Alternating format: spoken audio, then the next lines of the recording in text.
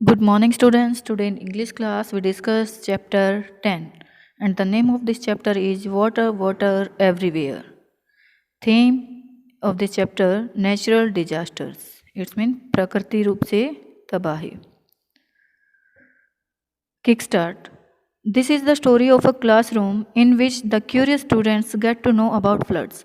तो ये जो स्टोरी है एक क्लासरूम की है जिसमें जो जिज्ञासु बच्चे जो हैं फ्लड्स के बारे में जानना चाहते हैं. How can we get out of it, what are the causes and the precautions we should take. तो हम इसके बारे में कैसे पता लगाएंगे और इसके जो क्या क्या कारण हैं और क्या इसके बचाव हैं, प्रिकॉशंस हैं जो हम ले सकते हैं.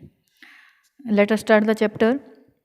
On a rainy day, the headmaster of a village school discusses the causes and effects of the floods with the students. बारिश के दिनों में हेडमास्टर जो है गांव के स्कूल का, वो बच्चों के साथ फ्लड्स के कॉजेज और इफ़ेक्ट्स के बारे में डिस्कस करता है. He begins to talk to the students. अब वो बच्चों से बातें करना शुरू करता है. This chapter is the conversation between the headmasters and the students. Firstly, headmaster, it's raining cats and dogs. Cats and dogs, this is the idioms beta. In next line, we know what is the meaning of cats and dogs. We name. Sir, do you mean cats and dogs are falling from the sky? Sir क्या आप ये कहना चाहते हैं कि जो cats और dogs हैं वो आसमान से गिरते हैं? Headmaster, no no, I mean it's raining heavily. नहीं, इसका मतलब ये है कि ज़ोर से बारिश हो रही है. The idiom cats and dog is use to indicate heavy rains. तो जो ये एक इडियम्स है कैट्स एंड डॉग्स, इसका यूज भारी बारिश के लिए यूज किया जाता है. Arjun, oh it's interesting. अरे ये तो बहुत इंटरेस्टिंग है. Headmaster, do you know the meaning of disaster? क्या तुम्हें डिजास्टर्स का मीनिंग पता है? Ashu, no sir, I don't. नहीं सर, मुझे नहीं पता.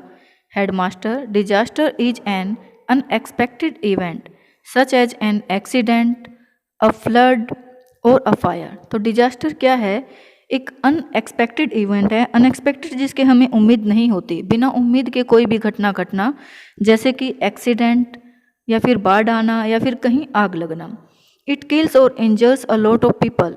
तो इससे क्या हो जाते हैं, बहुत सारे लोग जख्मी हो जाते हैं या फिर मर जाते हैं. And causes a lot of damage to property. और क्या हो जाता है, और बहुत सारे नुकसान होता है. इससे क्या होता है, ये कारण बनता है नुकसान का और इससे हमारी प्रॉपर्टी का भी नुकसान हो सकता है. Sandeep, sir what causes floods? Floods के क्या कारण है? Headmaster, floods are caused by heavy rains. तो फ्लड्स का कारण क्या है? Heavy rains. Bursting of dams. Bursting होता है फट जाना, क्रैकिंग होना. डैम्स क्या होते हैं? बांधों का टूट जाना. और क्लाउड बर्स्ट या फिर बादल का फट जाना. Abu, does it mean they are caused by natural forces only? क्या इसका मतलब ये है कि ये सिर्फ प्राकृतिक आपदाओं के कारण ही होता है? Headmaster, no, the floods are mostly caused by natural forces. नहीं, हालांकि जो फ्लड्स है मोस्टली प्राकृतिक विपदाओं से ही होता है. We also play a role in causing them. लेकिन इनके साथ हम भी इसमें अपना रोल अदा करते हैं. Mahendra, how sir? सर कैसे? Headmaster, by deforestation. डिफोर्सेशन होता है वनों का कटाव, पेड़ों को काटना. तो पेड़ों को काटकर faulty dam constructions and breaches, embankments. गलत बांध बनाकर, नकली बांध बनाकर या फिर तटबंधों का उल्लंघन करके. Richa, breaches in embankment, what is this? तटों का उल्लंघन, ये क्या है? Headmaster, yes, nowadays pressures of transport like railway near river bank causes breach in the embankments. हाँ, आज के दिनों में जो ट्रांसपोर्ट्स का जो प्रेशर है, जैसे कि रेलवे के नियर, नदी के किनारों के पास, वो कारण बनते हैं तटबंधों के उल्लंघन की वजह का. It is also a cause of flood. इसके वजह से फ्लड, ये एक फ्लड का कारण भी है. Mahak, sir what are the effects of floods on us? तो महक कहती है, सर फ्लड्स का हमारे ऊपर क्या इफ़ेक्ट है? Headmaster, there are several ill effects, यहाँ पर बहुत सारे बुरे प्रभाव हैं, such as destructions of life, जैसे कि जीवन की तबाही, एंड प्रॉपर्टी, और प्रॉपर्टी का विनाश होना। एपिडेमिक्स कैन ऑल्सो ओकर आफ्टर फ्लड्स, और फ्लड्स के बाद बहुत सारी महामारियाँ भी पैदा हो जाती हैं। Kapil sir, what are epidemics, महामारी क्या है? Headmaster, epidemics are infectious disease which are spread by means of contaminated water, food and air।